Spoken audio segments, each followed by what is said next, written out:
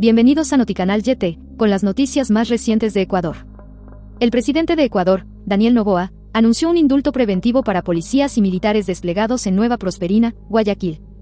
Los sucesos del 6 de marzo de 2025, donde 22 personas perdieron la vida en enfrentamientos atribuidos a una disputa entre bandas delincuenciales pertenecientes a los Tiguerones.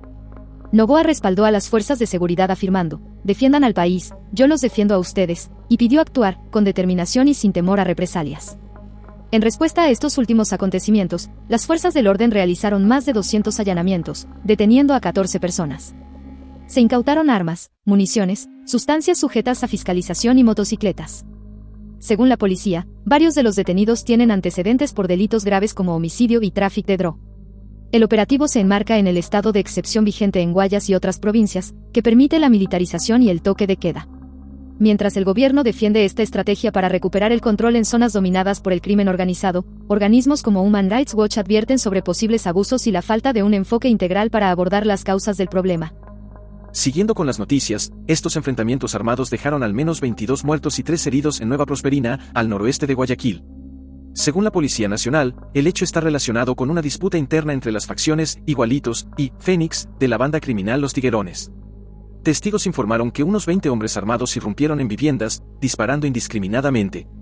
Los agresores descendieron desde una zona montañosa y se desplazaron por varias calles del sector. En respuesta, las autoridades desplegaron agentes policiales, militares y un helicóptero para localizar a los responsables. Los sucesos ocurren en el marco del estado de excepción, renovado por el presidente Daniel Noboa el 3 de marzo por 30 días, el cual autoriza la presencia militar en las calles y la restricción de derechos constitucionales en provincias afectadas por la violencia. La situación refleja la creciente crisis de seguridad en Ecuador, donde el crimen organizado ha incrementado su presencia, especialmente en Guayaquil, y las autoridades temen que el suceso provoque represalias entre bandas criminales, intensificando la violencia en la región. En otro tema, división en el movimiento indígena.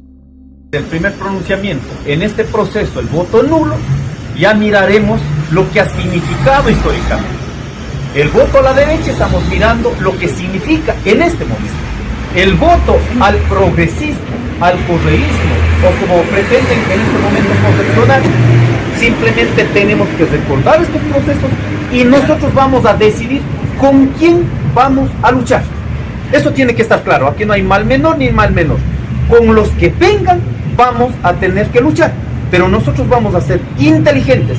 ¿Con quién vamos a luchar? Con el gobierno que en este momento nos están persiguiendo, criminalizando, sentenciando. 9 compañeros fueron sentenciados en las naves y se olvidan de estos procesos de sentencia recordando el pasado. Por favor, nosotros hacemos política. Sí, recordamos la historia, pero para continuar hacia adelante. Entonces vamos a decidir en estos procesos con quién vamos a pelear en los siguientes meses, en los siguientes años. Muchas gracias. La CONFENIAE apoya a Noboa mientras ISA prioriza la unidad. En un encuentro clave, los principales líderes del movimiento indígena de Ecuador debatieron su postura frente a las elecciones presidenciales. Entre los participantes destacaron Leonidas Issa, presidente de la CONAIE, y Guillermo Churuchumbi, coordinador nacional de Pachacutic, PK, y Alberto Ainaguano, presidente de la Ecuarunari. El debate se desarrolla en medio de tensiones internas, luego de que José Sach, líder de la CONFENIAE, Confederación de Nacionalidades Indígenas de la Amazonía Ecuatoriana, anunciara su respaldo al presidente candidato Daniel Noboa. En contraste, la facción encabezada por ISA se inclinaría por apoyar a Luisa González, candidata de la Alianza RC Reto, evidenciando una fractura en la unidad del movimiento indígena.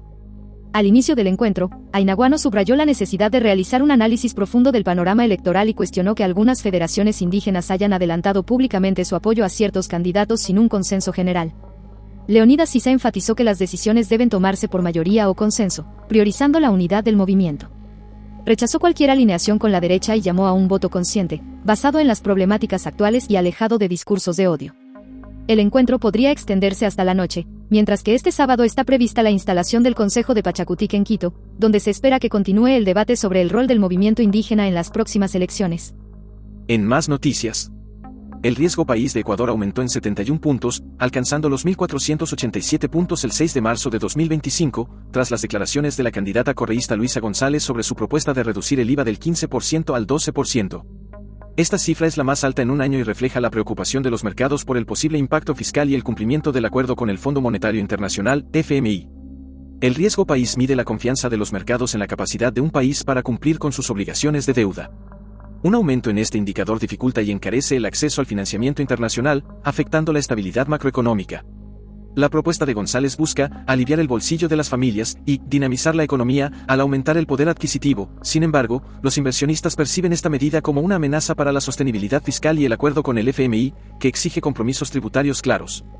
El aumento del riesgo país se produce en un contexto de volatilidad económica y política. En febrero de 2025, el indicador había caído a 901 puntos, su nivel más bajo en 2 años y medio. No obstante, tras confirmarse que la contienda presidencial se definirá en una segunda vuelta entre Daniel Noboa y Luisa González, el 10 de febrero subió a 1.162 puntos, un incremento de 259 unidades en 3 días. La incertidumbre aumentó con el estrecho margen entre los candidatos en la primera vuelta. Los mercados temen que un eventual gobierno de González, alineado con el socialismo del siglo XXI, altere las actuales políticas fiscales. Cabe destacar que el incremento del IVA al 15% fue implementado por el presidente Daniel Noboa en enero de 2024 para enfrentar la crisis de violencia y asegurar un acuerdo con el FMI por $4.000 millones americanos. Hasta la fecha, Ecuador ha recibido $1.500 millones americanos de este programa, y el cumplimiento de las condiciones fiscales es crucial para recibir los desembolsos restantes. La segunda vuelta electoral, prevista para el 13 de abril de 2025, será clave para definir el rumbo económico de Ecuador, marcando la continuidad de las políticas de Noboa o un giro hacia la visión económica correísta.